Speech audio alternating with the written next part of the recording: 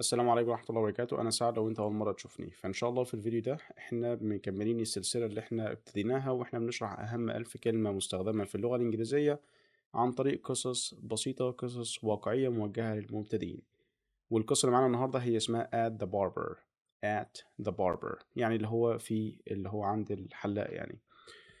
فإن شاء الله النهاردة هنبتدي القصة كده قراءة سريعة، بعد كده قراءة بطيئة، وبعد كده هبدأ أحلل لك القصة إن شاء الله تحليل تفصيلي.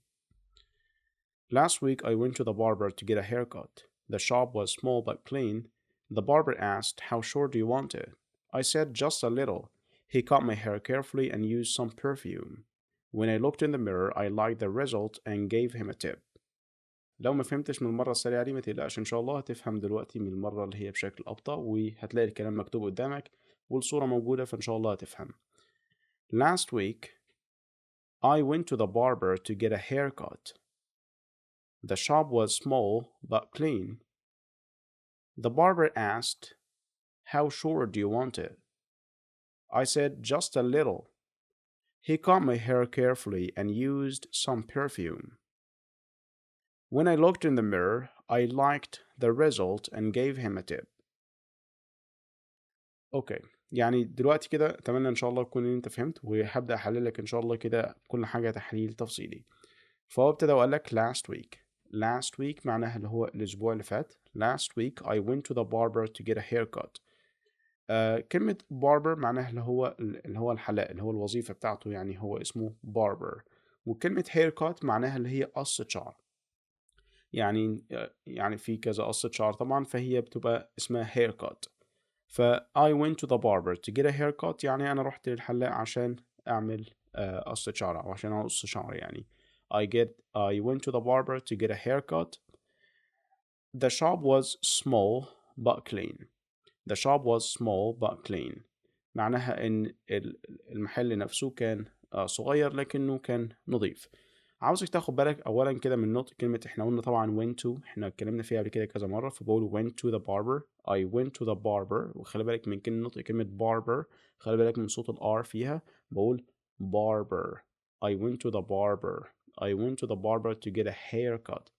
haircut مش أي حاجة تانية، هي haircut. To get a haircut. The shop هي مش shop، هي the shop. Shop was small. The shop was small but clean. The shop was small but clean. The barber asked يعني الحلاق سأل. وكلمة asked احنا كنا اتكلمنا فيها، ما بقولش asked غلط، فبقول asked. The barber asked, "How short do you want it?" How short do you want it يعني انت عايزه قصير قد ايه يعني.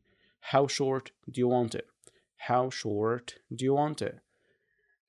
فبعد كده أو how short do you want it، بعد كده هو I said just a little. just a little يعني شوية صغيرين. just a little. He cut my hair carefully and used some perfume. He cut my hair carefully and used some perfume. يعني هو قص شعري بحرص ويستخدم كمان اللي هو perfume. He cut my hair carefully. He cut my hair carefully and used some perfume. Perfume. When I looked in the mirror. When I looked in the mirror. When I looked in the mirror يعني لما بصيت بقى في المراية. When I looked in the mirror, I liked the result. I liked the result and gave him a tip. واديته اللي هو البقشيش يعني tip. I gave him a tip. عاوزك تاخد بالك هنا بقى من زمن القصة وهو كله في الماضي. يعني هتلاقيها مثلا في كلمات زي كلمة went to، هتلاقيها في كلمات زي was، هتلاقيها في asked، هتلاقيها في I said، هتلاقيها في cut.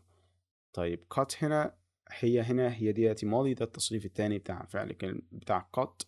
الفعل cut هو فعل شاذ يعني، فبالتالي التصريف التاني هو زي الأول، فبقول cut عادي برضو.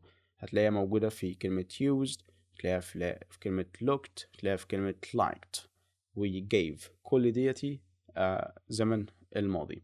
عاوزك تاخد بالك من كل ده وتاخد بالك من النطق الصحيح، وعشان كده عاوزك تكرر بقى ورايا دلوقتي. Last week I went to the barber to get a haircut. The shop was small but clean. The barber asked, "How short do you want it?" I said, "Just a little." He cut my hair carefully and used some perfume. When I looked in the mirror, I liked the result and gave him a tip.